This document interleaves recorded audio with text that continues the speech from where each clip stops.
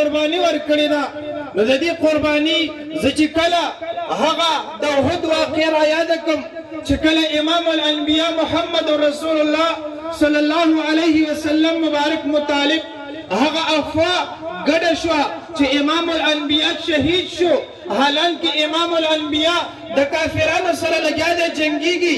د صحابه کرامو حوصلې ختمې شوې، صحابه کرام لاړل او د احد هغه غونډۍ ته چې دی اډانه شو، څوک یو طرف ته لاړل څوک بل طرف ته لاړل.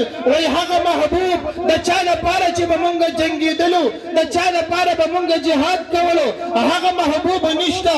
مونږ د چا لپاره وجنګېږو؟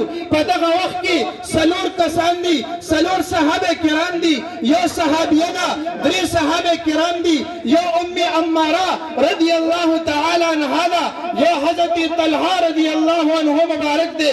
روایت کې راځي ټول صحابه کرام صاحب ته لاړل، په دې خفګان کې دي چې امام الانبیاء شهید شوی دی، حالانکه امام الانبیاء نه ګیر چاپیره کافران دي. او دغه څلور یا درې صحابه کرام دي، یو صحابیه ده.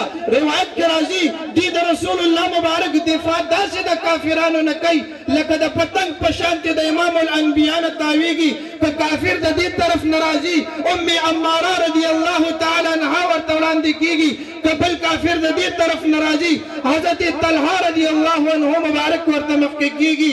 د تحریک لبیک یا رسول الله قائدین او کارکران الحمدلله هغه سنت په دې زمانه کې ادا کوي. او که کله د محبوب په ناموس رسالت باندې حمله کېږي دغه قائدین سره د کارکنانو میدان ته وځي، که د محبوب په ناموس رسالت باندې خبره کېږي دې مبارک بل طرف نه راتاویږي، دفاع کوي. هغه دفاع چې کله حضرت طلحه رضی الله تعالی عنه مبارک رسول الله مبارک مخې ته ولاړ دی، او روایت کې راځي حضرت طلحه رضی الله عنه مبارک دغه خپله سینه مبارکه په رسول الله مبارک باندې داسې نیولې ده، او دغه لاسونه مبارک یې په محبوب باندې نیولې دي. که چېرته غشی راځي چې زما لاس پرې ولګېږي محبوب مې د خپل سر مبارک راپورته کوي، دی ورته وایي لا ترفع راسک یا رسول الله، ای د الله محبوبه سر مبارک مه پورته کوئ، چېرته غشی رانشي د ترې ګزار رانشي او تاسو مبارکو ته تکلیف ونه رسېږي.